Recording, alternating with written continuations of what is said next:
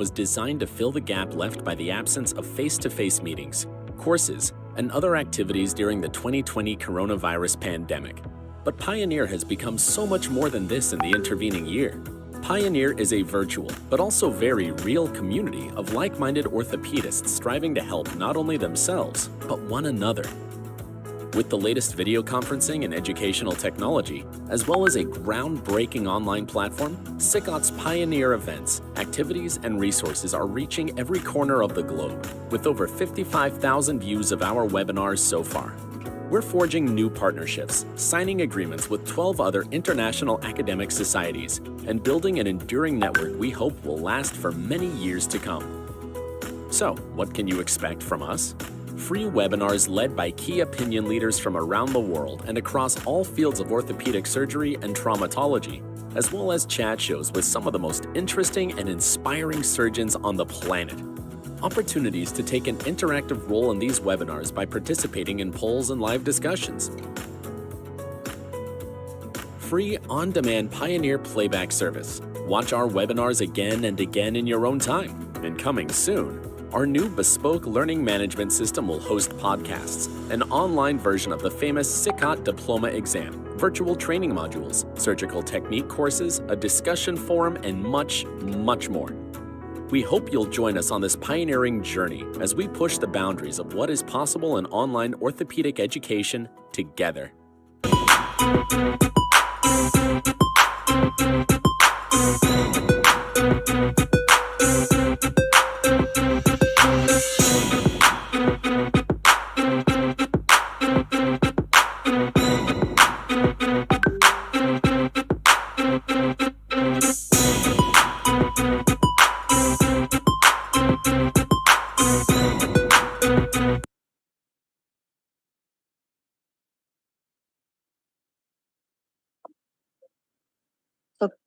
Good morning, good afternoon, and good evening, ladies and gentlemen. Welcome to the SICOT Pioneer webinar series. I'm Dr. Margaret Fogg from Hong Kong, the chair of the SICOT Education Academy. Before introducing today's chair and faculty, I would like to share some background of the SICOT Pioneer initiative. SICOT Pioneer is part of the SICOT Education virtual platform, which launched in June 2020. Since its inception, we have organized over 89 webinars and 6 tested sessions. To date, the platform has generated over 465,000 live views and another 758,000 on-demand views. We are also proud to have the Pioneer fan club of nearly 10,000 web members. If you'd like to know more about our previous webinars and other education activities, please visit the SICOT website at www.sicot.org. We encourage you to join as a member to access all these resources on demand. So today's webinar is organized by our Limb Reconstruction Committee. It is about the management of post-traumatic deformities secondary to the partial growth plate arrest. Our moderators are Reggie Hamdy, who is the SICOT Limb Reconstruction Committee Chair. And joining him is our SICOT Pediatric Committee Chair, Alaric Aroojis. So without further ado, I would now like to hand over to our moderators, Alaric and Reggie, to begin the session.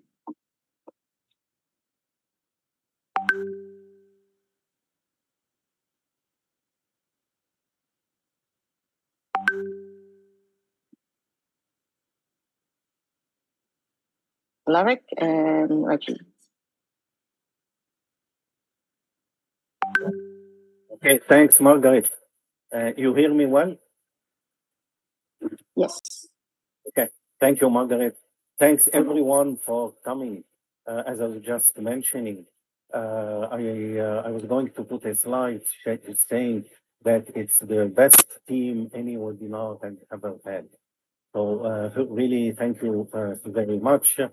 And essentially, Alaric, thank you again, Alaric, for agreeing to moderator.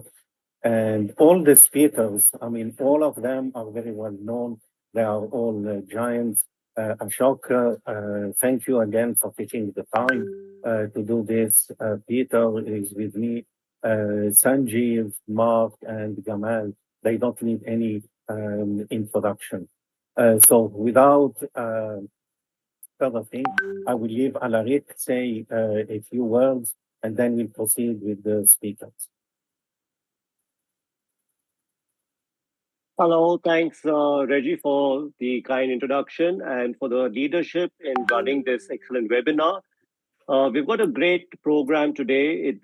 We have two talks to start with by two very eminent speakers.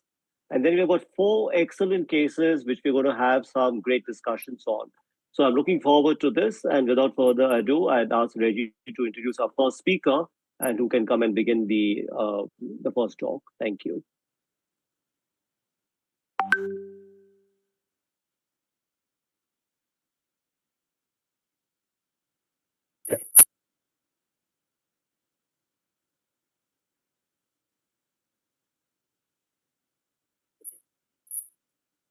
Okay, so just introduced Alaric, who is the president of the Pediatric Society of India and chairman of the SICOT Pediatric Committee. And Ashok, I just introduced him. I said he's a giant in the world of pediatric orthopedics. He was past president of the SICOT. And in fact, he is the person behind the formation of the limb reconstruction subcommittee of the SICOT. So thanks again, Ashok. And I think you'll go ahead with your presentation. Well, thank you, Reggie. You will have to allow me to share the slides.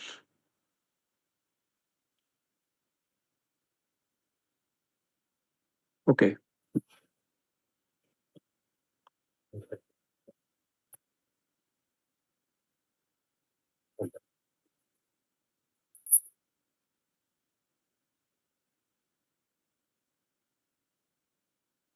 Okay, so I have the privilege of speaking to all of you. Greetings from India.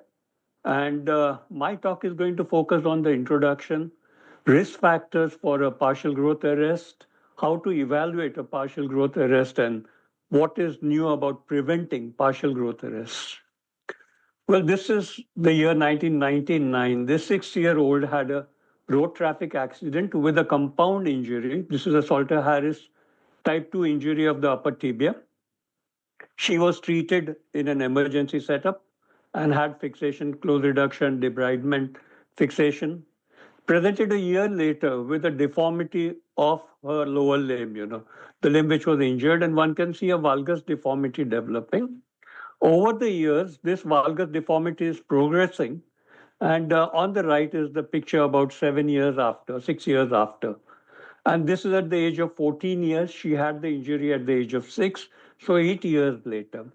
The MRI on the right shows elimination of the fascial sort of shadow which is present, that's disappeared in the interim area, which is marked with the arrow. So this is a partial growth arrest, and this is giving rise to deformity.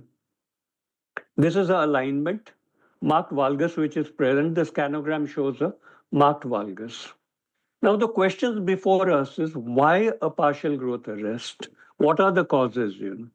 Causes are vascular. It could be mechanical compression or shear or lack of accurate fascial reduction.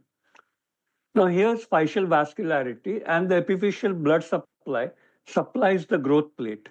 If this is disturbed in some way, the growth plate does not receive the blood supply and undergoes necrosis, which is a potent reason for a bar formation. Now, other forces, mechanical pressures, for example, shear or compressive forces can damage the growth plate. And here's the example as to why this happens. You have a Salter-Harris 2 injury. In the process of this actually happening, there is a shear force transmitted to the growth plate, and the growth plate is damaged. Another example here, the way the shear forces act and damage the growth plate. Mechanical causes, another example I'm giving you is a 14-year-old female. She had an injury to the left knee a year ago. No treatment was taken, but she developed a left lower limb shortening, and a genu valgum. So this is a picture at presentation a year after the injury. The scanogram in the center pane is the scanogram at presentation, which was done at presentation, and a year later, the deformity has increased. A close-up X-ray would show you the area of physeal disturbance and the area of growth arrest, giving rise to this deformity. Other modalities which can be used here is the MRI, which shows you the sort of echoic signal which is present there, and the CT scan, which also shows you the area of the growth arrest on the right side. The arrow marks the area of the growth arrest. Now, another factor, which is a lack of accurate physeal reduction, can give rise to a growth arrest. This especially happens in a type 4 injury. If there is a malunion of sorts, there is a cross union between the epiphyseal fragment and the metaphyseal fragment, and because of that, growth cannot proceed. It becomes one bone piece, one bone part actually. And this is what happens in type 3 Salter-Harris injuries. Because of the shear forces, there is a cross union between the epiphysis and the metaphysis, and you get a deformity with shortening. This is a follow-up of 2 years. Now, risk factors for partial growth arrest. The second part of my talk, I would like to give the example of the distal femur and physeal injuries in the distal femur. Well, the incidence of growth arrest at the distal femur is pretty high. Type 1, 36% to type 4, which is 64%. And this is from a meta-analysis. The type 6 injury of Rang, actually, which is a perichondral ring injury, gives rise to early and rapid angular deformity.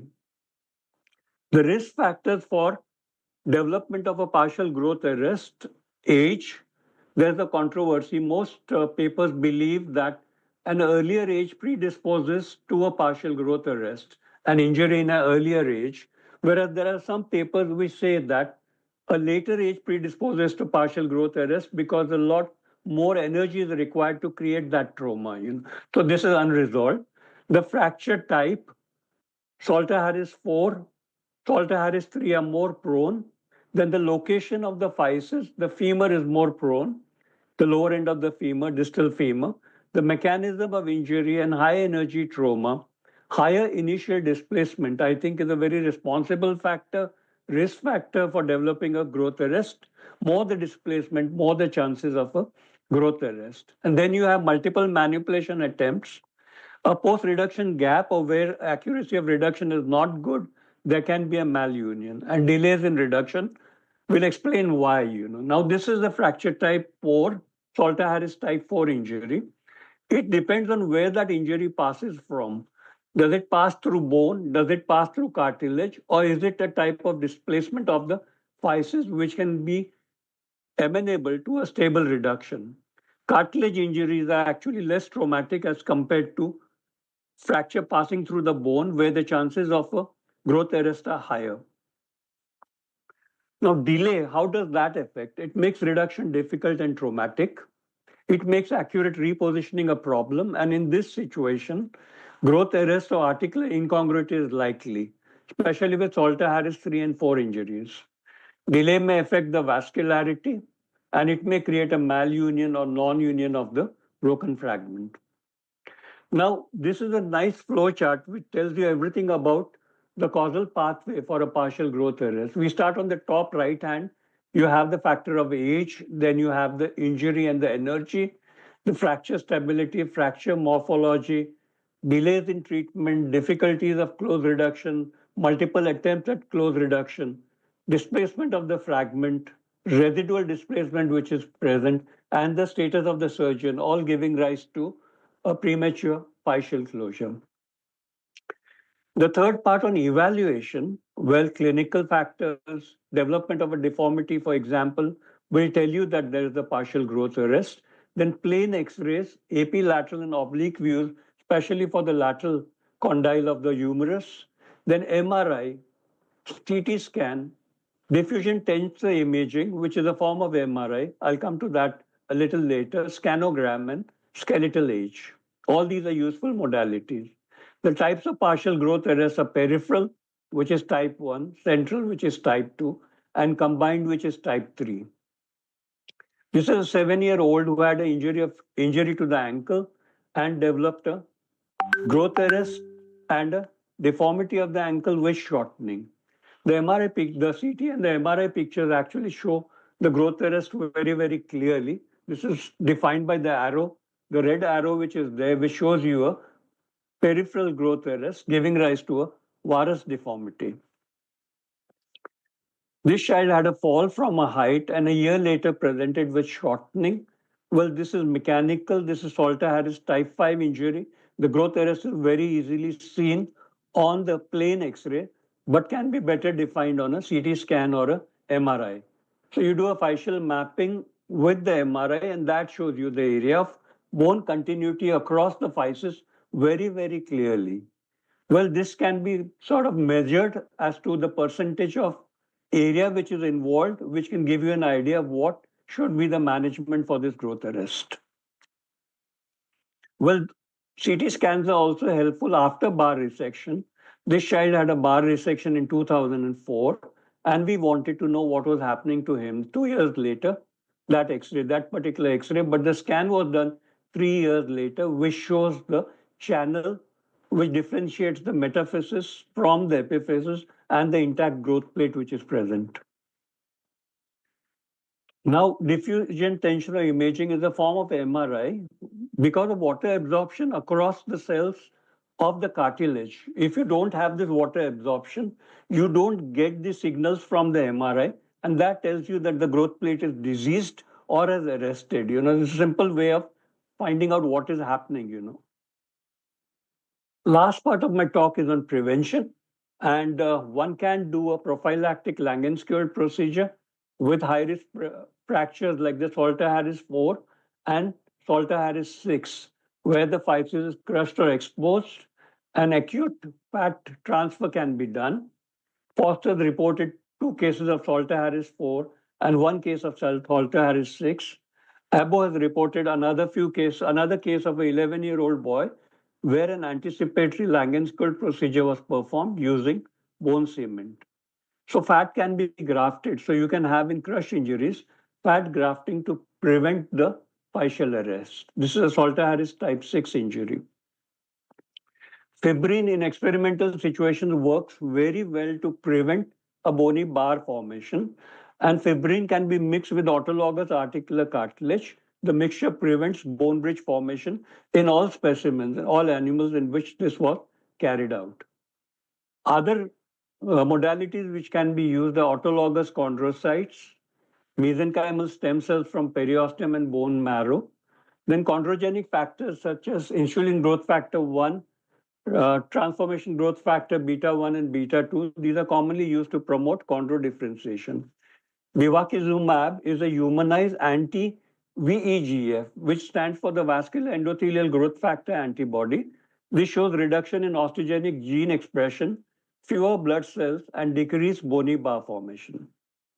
For the surgeon, I think accurate reduction is mandatory. We need to prevent articular step-off.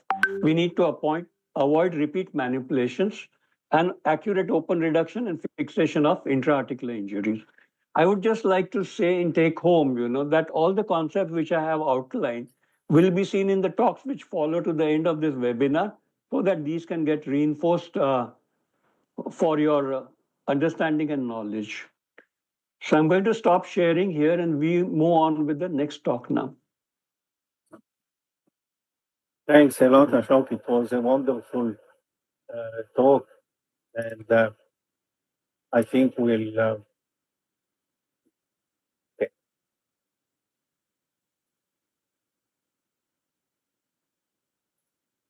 Thanks again, Ashok. I think we'll keep the questions at the end.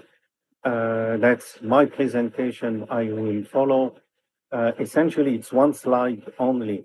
And on that slide, I will show one way how to approach the boss plate injury so that it eases the decision making. So whenever we have a gross plate arrest, it's either a partial growth arrest or a complete growth arrest. How to evaluate this was already mentioned by Ashok. It's clinically and physiologically.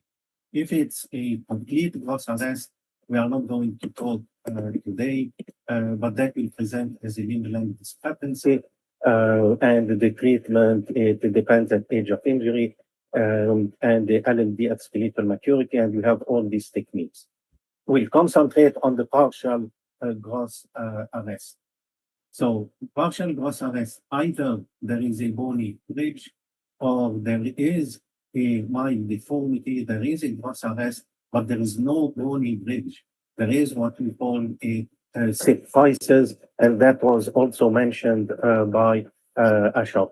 If that is the case, a sick physis, then the treatment usually is by hemiepiphysiodesis and observed. Some people mentioned that maybe it's better to do an osteotomy. That will be addressed by Sanjeev in his case presentation, how to deal with the sick physis. Now, if there is a bony bridge, there are two possibilities. Either the bony bridge is resectable or it's not resectable. How to decide on this, whether resectable or not resectable, is by mapping the bar by a CT or MRI, and up till now, the accepted amount of the physis that could be accepted as destroyed, it's between 30 and 50%. Initially, Hamlet Peterson was saying like it's 50%. However, realistically, it's 30%. So if you have less than 30% of the whole surface area of the physis destroyed, then it is resectable. And if you have a resectable bony bar, you either have an associated deformity or there is no deformity. If there is no deformity or it's very mild and you have a resectable bar, then the treatment usually is you resect the bar and you observe what happens, because the resection might be enough to restore the normal alignment. That will be addressed by Peter Glavas if you have a resectable bony bar without the deformity. If you have a resectable bar and there is a deformity, then the treatment should be, at least initially, by hemiepiphysiodesis on the other side. You resect the bar and then you see what happens. If the resection restores the normal growth of this part, then you wait until the deformity has corrected and then you remove your statement. That's the usual treatment, and that will be addressed also by Peter Glavas here. So again, as we mentioned, Sanjeev will take care of the sick physis. Peter will take care of if the bony bar is resectable with deformity and without a deformity.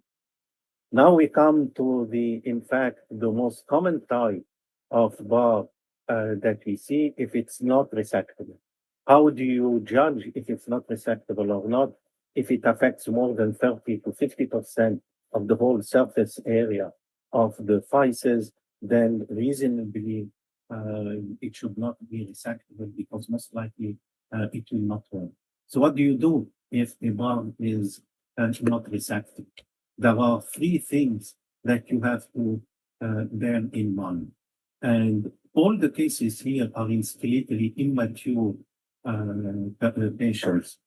So the three things that you have to do if you have a bar that is not resectable: correct the malalignment.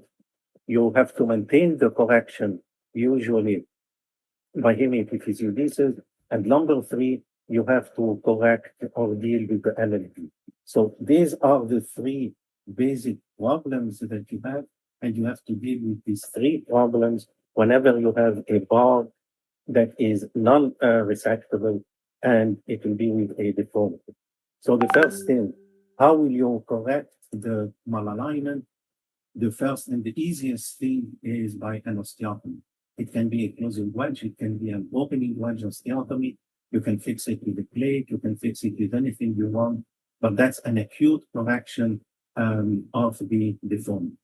Following the acute correction, you have to maintain that correction that you have obtained, otherwise the deformity will come back.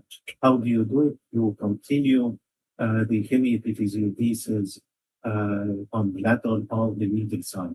And if you don't do this, the deformity will come.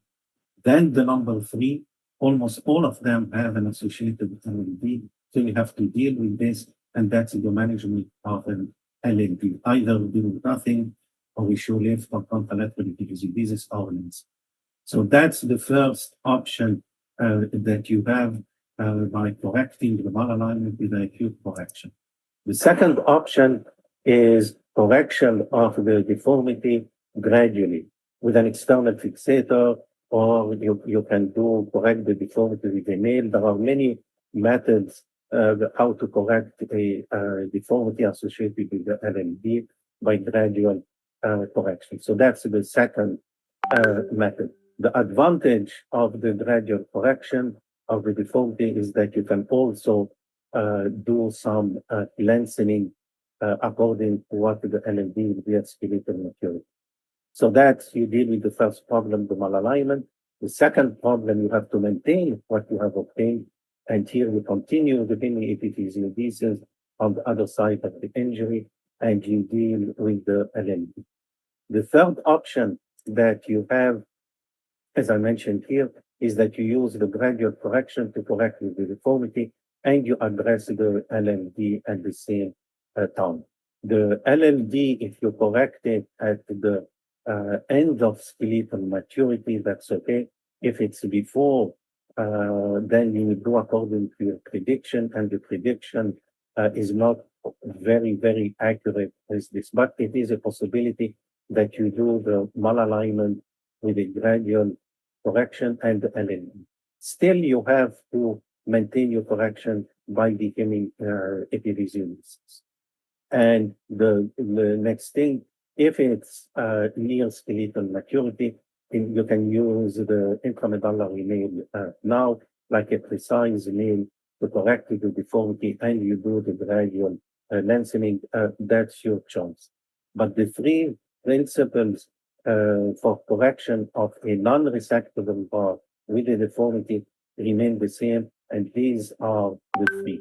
So these will be discussed by Mark Eidelman and Gamal Hosny. I am sure it will be a very exciting, unique deformity that he will present. So these are the 4 cases that you are going to see. And again, to summarize, Sanjeev, 6 physes, Peter, resectable, Mark and Gamal, the non-resectable bony bridge. So that's the end of my presentation. We'll go to the case discussion. So the first one, it's my pleasure to introduce my colleague, Peter Glavas. Thank you, Dr. Hamdy. Dr. Hamdy mentioned earlier the giants. I definitely don't consider myself a giant, but I am in the company of giants and world-renowned orthopedic surgeons. I have the privilege of working at 2 hospitals, pediatric hospitals here in Montreal, Canada, both at the Shriners, along with Dr. Hamdy, my colleague, and also at the St. Justine Hospital Center in Montreal. So the first case, as Dr. Hamdy was saying, would be a case of a bony bar, that is receptive and called deformity. That's this part of his algorithm that will down through the steps to give you the step-by-step picture. So the case is of a 25-month-old girl, a sledding injury here in Montreal. We have a lot of snow, and kids love to play around with sleds and going down. So a high-velocity object with an unprotected kid is a recipe for a disaster many times. So this is what happened to this basic Salter-Harris type 2 fracture of the distal tibia. It healed just like all fractures heal in kids, but it healed with a suspected bony bar. What we did is we did the CT scan, like we said, to try to map the bony bar. I think here it's pretty evident that this is a resectable bar, pretty much down the center in both planes, and less than that 30% of the circumference.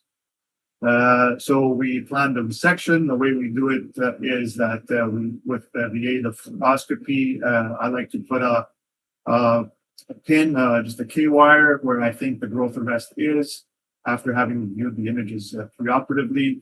And then the cannulated drill bit, this is an ACL reamer. I just ream over the K-wire. And over here on I do graft into position.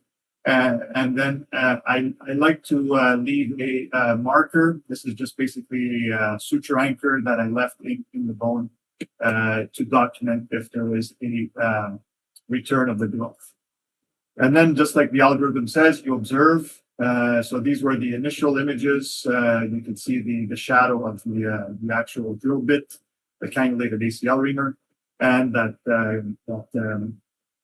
marker that was put. And this is 16 months post-resection, where we could see that there is an increase in the actual distance from the physis, no malalignment, and the kid is very second case is of one that is a resectable deformity, resectable but with the deformity. So this is case number 2, and it goes down this route of the algorithm. So we'll go through the steps. So this is a now 11-year-old boy who had a previous Salter-Harris 2 fracture of the distal femur at 7 years of age. He was referred late. And when we saw him here, he had a valgus deformity and also procruvatum. So, and he had minimal LLD. At this point, there was no insignificant LLD. So again, we suspect that there's growth arrest, and we get the CT scan. The CT scan, some clear images showing that there is a posterior and just the lateral to midline growth bony bar.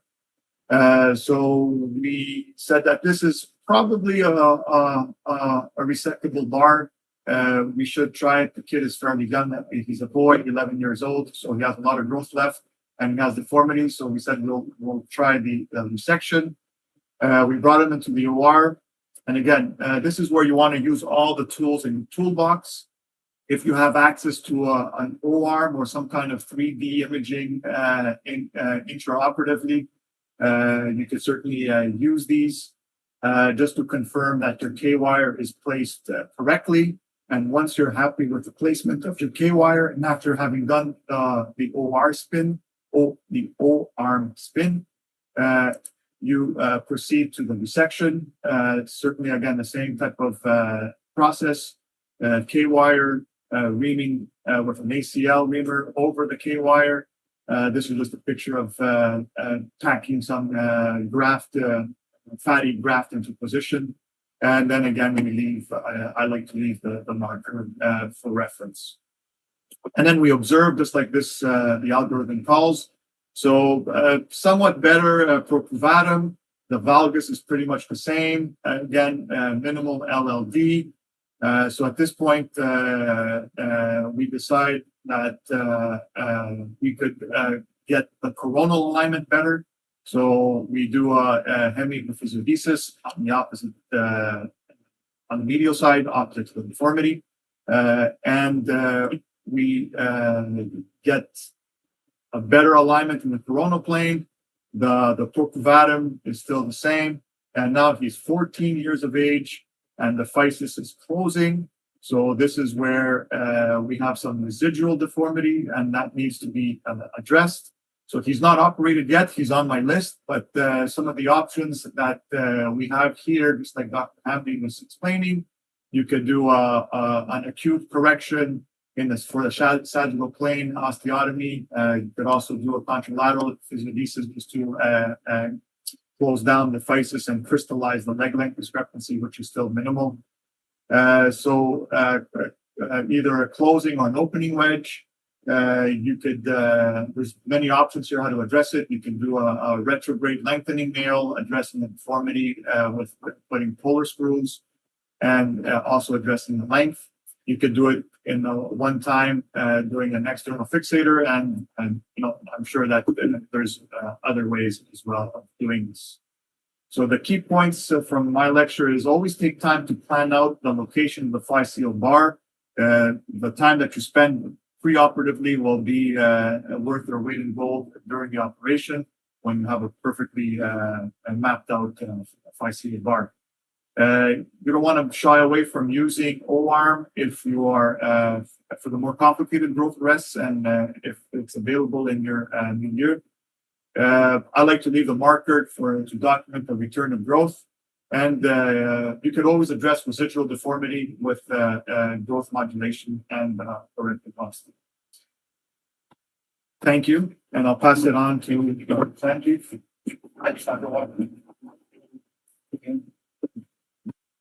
Thank you, Peter. Alaric, are you here? Yes, hi. Okay. Would you like, I spoke a lot, would you like to introduce our next speaker, Sanjeev, Mark, and Gamal? Oh, I would, absolutely. I would love to do that. Okay. Sanjeev Sabharwal is a great friend of mine. Sanjeev is at the UCSF Benioff Children's Hospital in California. He's a great limb reconstruction specialist. He's a frequent visitor to India at our Pediatric Orthopaedic Society of India conferences, and we were really lucky to have him as the orator just this year in at SICOT. So it's great to see you again, Sanjeev, and I'm sure you've got a great case for us. So over to you. Thank you, Al, Reggie, and the entire committee. It's great to be here. Reggie, can I share my screen, or do you want to just run it through this? Since you have it up, that's okay. We'll just go with this. So again, my case is a good sort of follow-up to all the nice talks based on principles and examples. And this talk is, or this case rather, is more about what I probably should have done but didn't do, rather than what I did correctly. But let's just go ahead. So please go to the next slide, please. Is someone, yeah, there you go. Okay, so this is someone I saw a few years ago, came from overseas. He was an 11-year-old boy who fell 2 weeks prior to presenting to us. So, just like Dr. Johari mentioned, this is a buildup in terms of, adolescent, delayed presentation with a displaced Salter 2 distal femur. And go to the next one, please. And of course, I think a couple of slides are missing. But anyway, so there was a lateral as well, but that's good.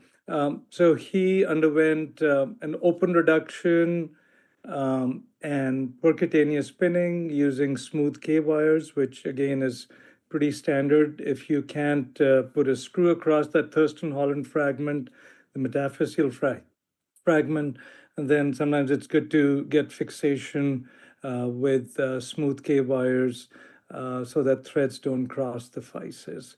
So I think the reduction was fine, and he actually healed the fracture, which is not uncommon, but just follow the dates along. So that's December, and then 2007. And then, so over the next several months, less than a year later, not unsurprisingly, he developed valgus deformity. And we've not touched on, can you predict where is the deformity going to be based on the metaphyseal fragment? While intuitively it makes sense that the metaphyseal fragment perhaps protects the underlying physis, and you'll get deformity away from the Thurston Holland fragment, that doesn't always seem to be the case. However, in this one, since the metaphyseal fragment was medial, it actually did follow that rule, and he did develop a valgus deformity. I got an MRI scan, and this is back in 2007, and I was fooled to think that the physis, that there wasn't a physeal bar. And there really wasn't a bar, even when I discussed it with our radiologist, that they could discreetly point out. There was perhaps a little bit of irregularity. So I thought this physis was sick and not dead, at least in that part. And so I went ahead and, like Peter and others have pointed out, went ahead with the algorithm that Reggie showed and did a guided growth on the medial side, thinking that the lateral side will pick up since it's not totally non-functional, and he had growth remaining. But and I think he either got lost to follow up, etc. But he presented 3 years later, or 2.5 years later. Stay with that slide, please, the previous one. And now he's skeletally mature, nearly, and he's got a little bit of shortening. He's in valgus, but he's done growing. So I'm so focused on the coronal malalignment that I go ahead and during those days, we were doing more external fixation for distal femoral deformities. And so we did a deformity correction gradually with lengthening. And I was pretty happy that, we restored his length, alignment, etc. But at that point, unfortunately, was the first time that I truly picked up that his patella was maltracking. And I think this had been going on over the past 3, 4, 5 years while I was treating him. And I didn't really focus so much on the patellofemoral joint. And at this point, I got advanced imaging, a CT scan, and unfortunately, he had pretty severe patellofemoral arthritis with lateral subluxation of the patella, and so that's a bad problem to have in an otherwise young, healthy adult. So I think in hindsight, probably the lesson I learned was that the physis was sick, but I thought it was just sick, and I was so focused on the coronal malalignment and the leg length that I forgot to really investigate further into the patellofemoral malalignment and tracking. So again, like Dr. Johari mentioned, diffusion tensor imaging, next slide, please, is something that we've also been interested in, and we are partnering with this radiologist in the East Coast in the US, Diego Jaramillo, and he's one of the pioneers who's developed different protocols that our radiologists are now using. And basically, DTI is a functional MRI with different sequences, which is not that hard to do, and which tells you about the water diffusion across the growth plate. And then it sort of color codes into three. The blue tells you that these are the longitudinal tracts. And then there are different metrics like tractography. So you can look at the volume. You can really quantify, if you will, the functional aspect of the physis. So these are ongoing investigations. But I think this, had DTI been available to me at that time, probably I would have done something differently and not just based it on guided growth when the contralateral or the injured physis was actually dead. The other thing that we're discovering now is that the anatomic sort of architecture of the physeal bar is usually underestimated by CT and conventional MRI, because when you look at DTI sequences, there's a lot more of the physis that is involved than what meets the eye with a more conventional advanced imaging. So next slide, please. So I think the summary take-home points are obviously address problems before they become irreversible by anticipating, what might happen. Assess, and I think this is sort of the key here is, and we're still looking for different ways of doing it. But again, like was mentioned earlier, you use all your skills and tools that are available to you to define whether this physis is actually sick or dead. And you got to follow these patients very closely if they have a physeal injury or still growing.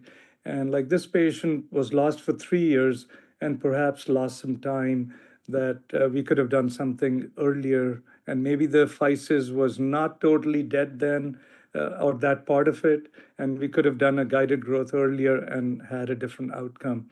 And finally, don't just make decisions based on imaging alone. Like for this patient, not just focusing on the frontal or the sagittal plane, but also looking at the patellar tracking, etc., would be beneficial.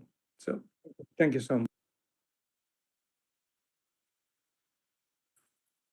Thank you, Sanjeev. You talk 1 second about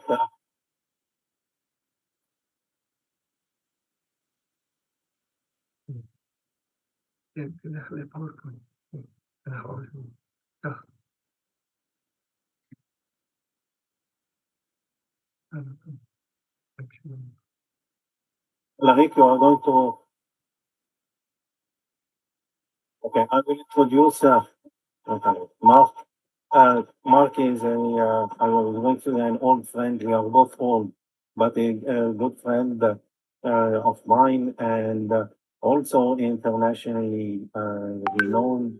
We had several meetings, webinars together, and he's going to talk now. If you have a non-resectable bar, what do you do?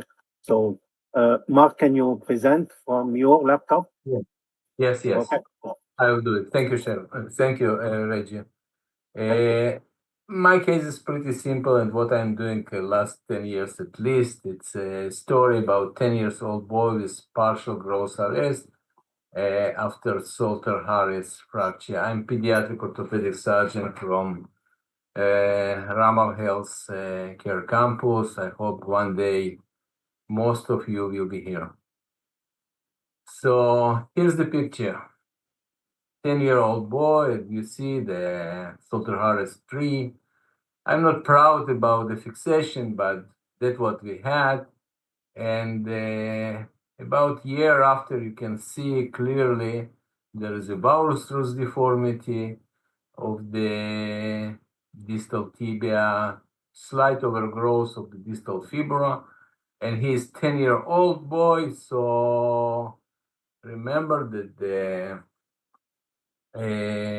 growth of the distal tibia epiphysis about 3 millimeters, so 3 multiplied by 6 is at least 18 millimeters.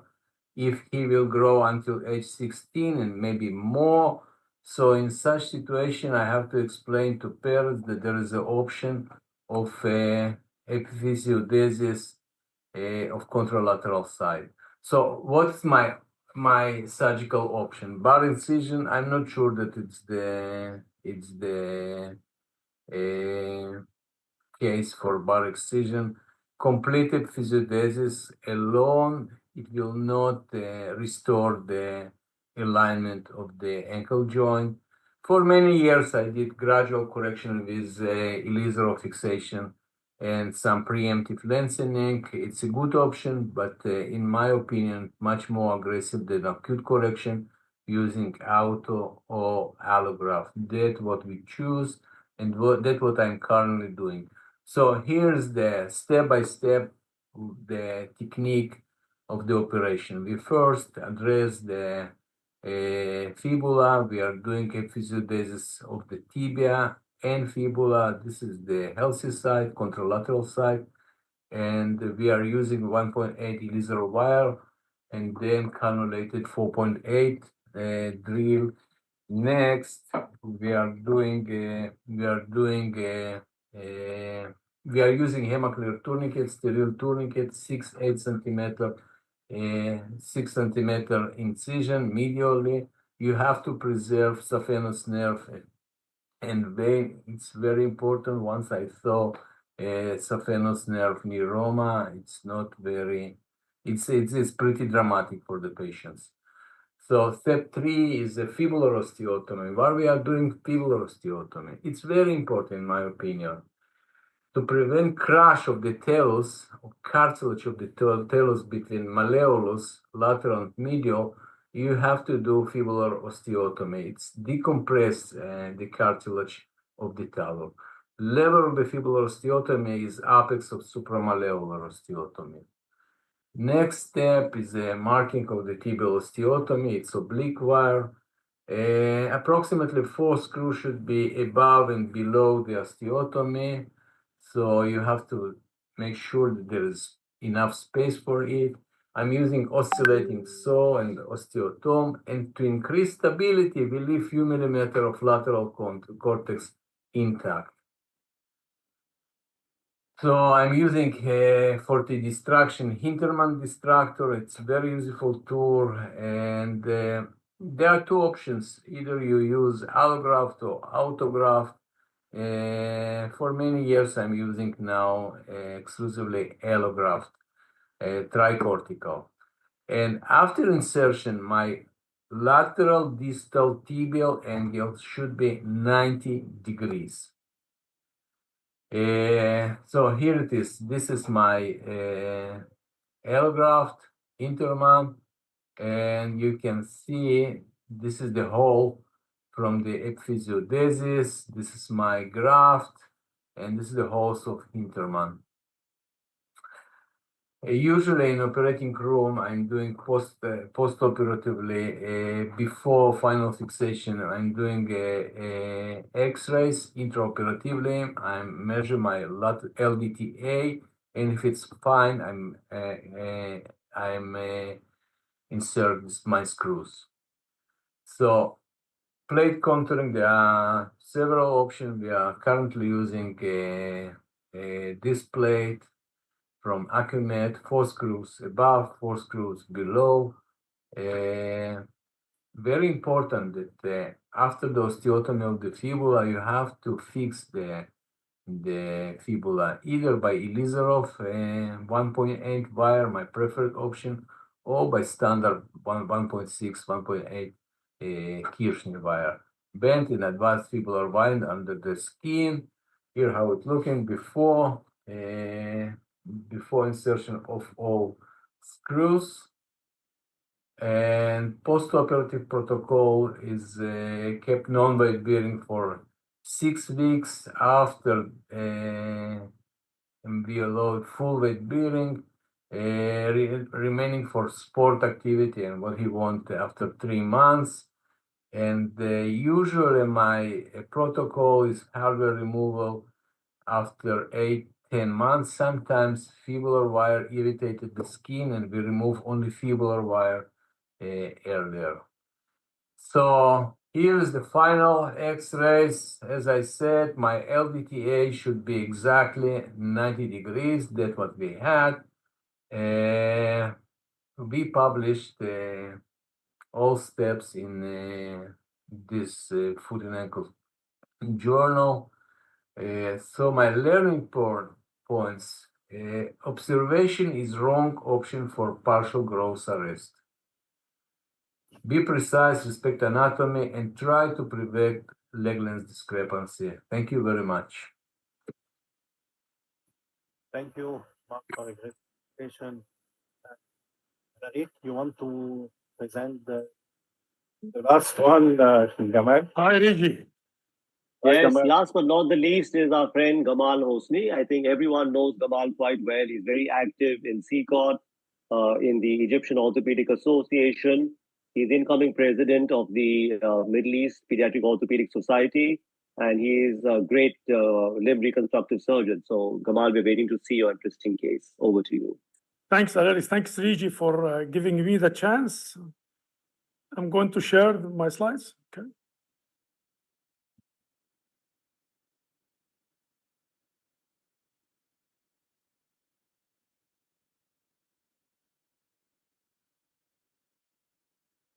Is it clear now? Just Yes. okay. It's a simple case.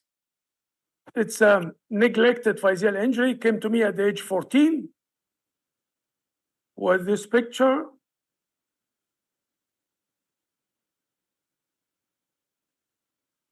And we have flexion deformity, we have valgus deformity, valgus instability, and we don't see the lateral condyle. So, as you see here, it's almost absent lateral condyle. That's why we have instability. See the picture? Lateral instability. And I've heard about acute correction and gradual correction, and the external fixation is too much for the patient, and too many ideas actually. So, but this is just a simple case. And this is showing you the laxity, severe ligamentous laxity. So we analyze the deformity and the problems at the time. I didn't draw any line. Those are my assistants. They like drawings, but I think drawings is complicating simple things, exaggerating simple things. That's why you draw lines and lines and lines. For me, it's crystal clear. We have femoral deformity, you have intra-articular deformity because you don't have the lateral condyle. And you have extra-articular deformity with valgus and you have shortening. For the tibia, you have extra-articular deformity, valgus again, and shortening. For soft tissue, you have ligamentous laxity in the coronal plane because you have severe valgus deformity. And you have soft tissue contracture in the sagittal plane because you have flexion deformity also. So you've got all the deformities on earth. What are you going to do? Just acute correction, gradual correction, allograft, external fixation, plating, intramedullary nail, lengthening nails. The plan was just we need more than one osteotomy. The first osteotomy is L-shaped osteotomy because we want to do gradual descent of the remnants of the lateral condyle. And this is the second osteotomy for the extra-articular deformity because we need to do lengthening and the correction of the valgus deformity. Another osteotomy to correct the valgus deformity of the upper tibia. Again, this diagram done by my assistants. They like to do this, which I don't like because I plan inside the operation during the operation. This is the L-shaped osteotomy and gradual descent. Then another osteotomy and you do lengthening from this part. Again, this is done by my assistants. How to do gradual descent of the lateral condyle, and at the same time, you correct the axis by displacement of this segment and do lengthening together. And this is an X-ray picture during the operation. And this is the first osteotomy, L-shaped osteotomy. This is the vertical part, and this is the longitudinal part. And then you put gradual descent using laminar spreader. It takes about 20 minutes because it's not, you don't want to make it an acute. So it's something in between acute and gradual. It's gradual during the operation. See this, we have gradual descent of the medial condyle to correct the joint. Again, this picture showing the gradual descent using the laminar spreader. And when we get it in position, we put multiple wires to keep it in position, multiple opposite olive wires opposite each other. Then this is the second osteotomy. The second osteotomy, as you see here. From the second osteotomy, we correct the valgus deformity and we do lengthening. At the same time, we do some displacement to correct the mechanical axis. And this is the actual shape of the osteotomies. And this is the operative X-ray showing you the two osteotomies.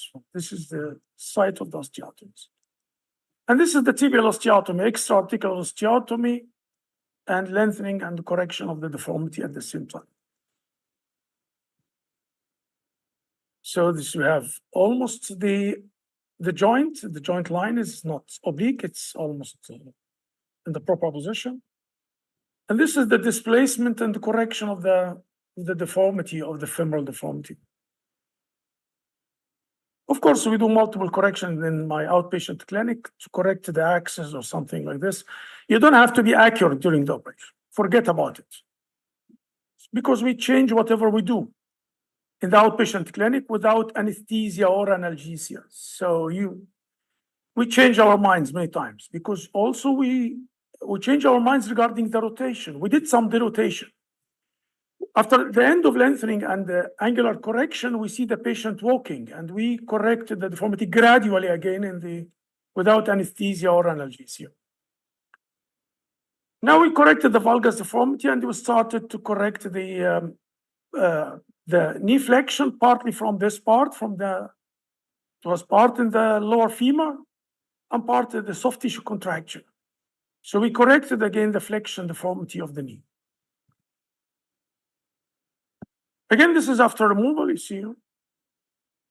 And this is, and then after 5 years, so 5 years follow-up.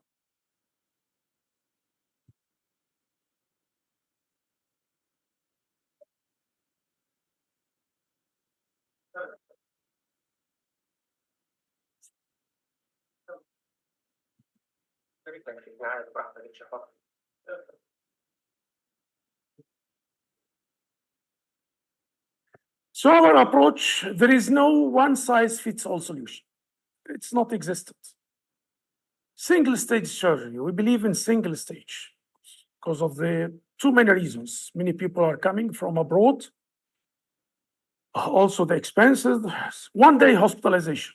One-day hospital. If you want to change something, you can do it in the outpatient clinic. So complex problems deserve simple solutions. You don't have to complicate the matters. It's simple problems. It's not complex problems. Finally, I want to remind everybody that the surprise that we have Grand Egyptian Museum, the world's largest archaeological institution with more than 100,000 ancient artifacts, will be open officially in the 3rd of July. And you are going to have King Tut's entire treasure collection. And we have our 21st annual meeting of the deformity correction 2 weeks afterwards. So if anybody wants to come, I'm going to invite him to the Grand Museum. Please tell me. Thank you.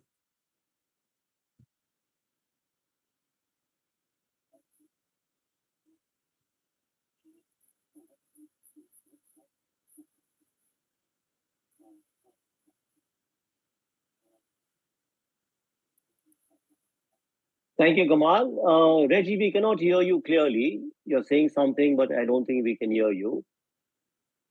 But that was a great case, Gamal, as always. You love making complicated things look very simple, and that's wonderful. You're simple, yeah. Thank you.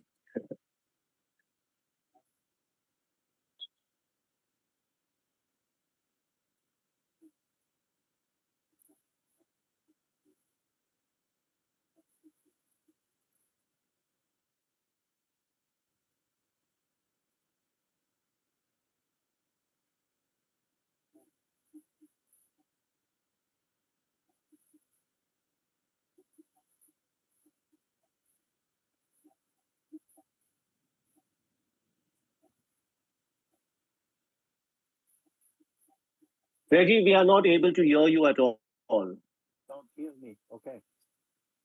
Yeah, now it's better. Okay, you hear me now? Okay, sorry. Yes. Okay. So again, thank you, everyone. I just show some slides.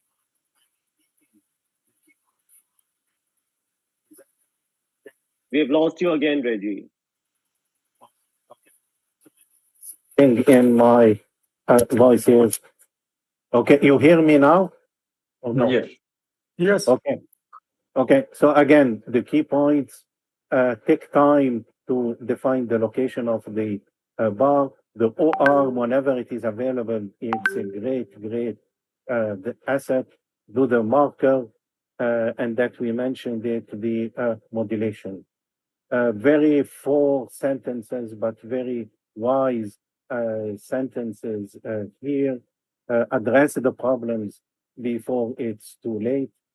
Whether the physis is sick or dead, be careful that you may have a physiologically not active physis despite the absence of a bony bar. You have to follow the patient's skeletal maturity. And a very important thing, Sanjeev and others mentioned, don't base all your decision on imaging only. Regarding the algorithm, I think it's, or I hope it will help a bit in your decision making. The first thing, if a sick physis is present, is there a bar or not, you do hemiphyseal. If there is a resectable bar, you resect with the hemiphyseal, and it's not resectable, how you address that's the three most important points. And follow up till skeletal maturity is very, very important. We have about few minutes for questions. Alaric, you want to say few things? No, I would just like to summarize all of the cases for the benefit of our members who have attended. I think we have had some great discussions and great cases today, beginning with Dr. Johari, who spoke about the evaluation and the initial management and how to prevent basically a growth arrest. And he's shown us very clearly how in the distal femur, even Salter-Harris 1 or a Salter-Harris type 2 can cause a significant percentage of them going into a growth arrest. And he's shown us some excellent examples of different investigations and highlighted the use of the diffusion tensor imaging. I'm not sure how many countries have this available yet. Dr. Johari, if you can mention, do you use this in your practice, or is it something available to you, or is it something that will come in the future? No, I think this can be made available, Lal. I don't use it in my practice at this point in time, but I'm sure we can make it available. It's a form of MRI, you know. Only thing is Yes. they require a certain parameters, technical parameters to be able to do it. You know? Great. And Sanjeev showed us very nicely and showed us a little more detail of the DTI in his own case. And I think that was very, very informative. It's always great to have new technology, something which helps us make those decisions easier, because till now we were using traditionally just the CT scan to see the bony bar, or the MRI using usually a fat suppressed T1 image to look at that bony bar. But these are great advances, and that's great. This was followed by Reggie, who again showed us a beautiful algorithm. And I think that's really a nice take-home message, because that one slide showing us how to approach a bar once it's developed, whether it's just a sick physis or whether there is a bar which is either resectable or non-resectable, with or without a deformity.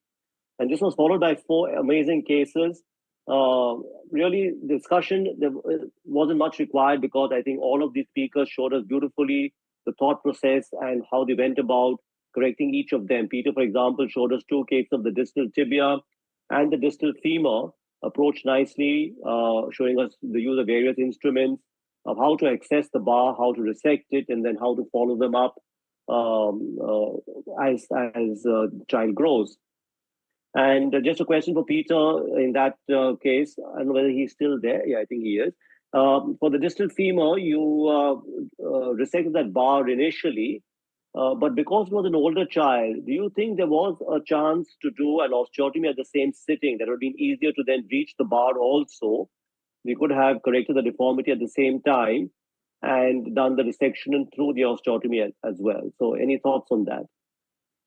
Yes, absolutely. You could have addressed with an osteotomy if you thought that the resection would be incomplete, or that the deformity would continue to progress regardless of the independent of the resection. So yeah, that could have been done at the same time. We chose to do the easier aspect first, and we were able to get the coronal alignment better with just the growth modulation. So we with removing the bar and doing the hemiphyseal, we got the coronal plane alignment, and now we're just faced with one plane deformity to correct. So correcting a biplanar deformity versus just a uniplanar deformity is always something that for me at least, it's easier to plan a uniplanar correction than a biplanar correction. But yes, absolutely. Thank you so much. Thank you so much. And then Sanjeev went on with a beautiful case of a distal femur sick physis and showed us very nicely on long-term follow-up what happens, that it isn't over till it's actually over, which is the end of skeletal maturity. And I think what I've picked up is again the diffusion tensor imaging, because that's something we haven't used before. But it's very nice of you, Sanjeev, to have shared that technology with us. and shown us how exactly it picks up that bar and how to identify that as well. And I think your take-home message also was quite clear from that. Sanjeev, anything you'd like to say about the DTI? Do you all use it regularly now? Is it easily available in your setup? Yeah, well, I mean, we're lucky that, one of our radiologists trained with Diego Jaramillo, who's at Columbia, New York. So yeah, we've been using it for the past 3 years or so. But I tell you, there is a flip side to it that it may be oversensitive. And I think that's the part that's still being worked out, that just because there's so much noise and scatter with the water diffusion, like what is the critical point where you're like, this is not going to grow versus not? So I think there's more to come, but it is definitely a good technology. And I think long-term follow-up on these cases to correlate how DTI really correlates with future growth is going to tell us where it stands. So, but it's definitely, should be in the armamentarium. And it's not, like Ashok said, there is not a special machine that's needed, but it's the protocol. And that comes with time. It is a little tedious to sort of do all the nitpicky things which our radiologists are doing, but it is very beneficial. Sanjeev, I may just add that, sorry, Al, I may just add that spine surgeons actually use DTI in a fair amount, Yep. For the process of tractography. Yep. Where they see those damaged fibers, So in situations of neuromuscular deficit, that is what they will do. Yep. No, Carry exactly. on, That's where it started. The axonal stuff, the water diffusion. Exactly. Thank you. Great. Thank you for that input, sir. Then we had a case by Mark Eidelman, and Mark showed us very elegantly how to tackle a non-resectable bar where there's an existing deformity, and that's a very elegant technique of doing the osteotomy, fixing it with a plate, and then showing us a long-term follow-up. So thank you, Mark, for that. And then, of course, we had the star of the show, Gamal, who makes the most complicated and difficult things look simple. I'm sure most of us would have struggled with a difficult case like that. And he began by saying, oh, you're the very simple case for you guys. And that's expected from Gamal. But that was a great result showing, step by step how you analyze a deformity. And Gamal, I think the message to the younger people is that please do the pre-op planning. It's senior people like you, it's great that you do all those things in your head.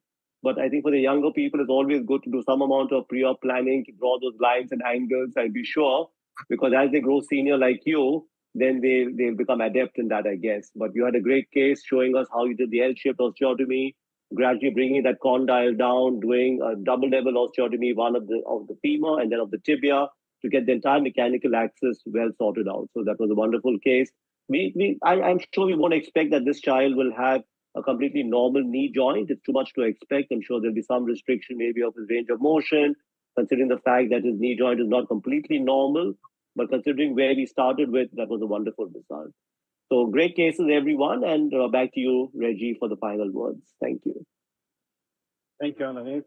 Great analysis of everyone. I think we are just on time, 9. So I would like again to thank Margaret for the introduction. Thanks, SICOT, for allowing us to do the thing. Thanks, Sufyan, for a great job.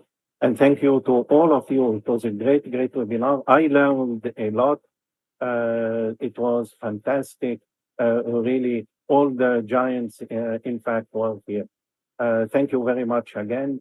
And hopefully we have more webinars like this. Thank you for the time you took. Thank you. And thank you. Thanks very much. Thank you, everyone. Thank you. Bye. Bye-bye. Bye.